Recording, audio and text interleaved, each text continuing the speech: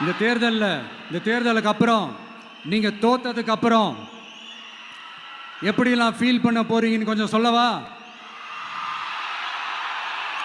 ஏன்டா இந்த விஜய பாடா படுத்தணும்? ஏன்டா இந்த விஜய வேதனைப்படுத்தணும்? ஏன்டா இந்த விஜய்க்கு எதிராக சதி செஞ்சோம்?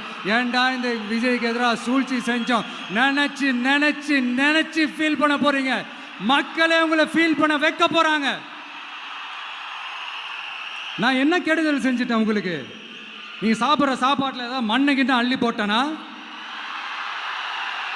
உங்களுடைய ஆட்சியினுடைய லட்சணத்தை, உங்களுடைய ஊழலை, நீங்களும் மந்திரிகளும் அடிக்கிற கொள்ளைய மக்களுக்கு எடுத்து சொன்னேன். இதை சொல்லாம வேற என்னத்தை சொல்லுவாங்க? இப்ப இந்த கரூர் விஷயத்துக்கு வரேன்.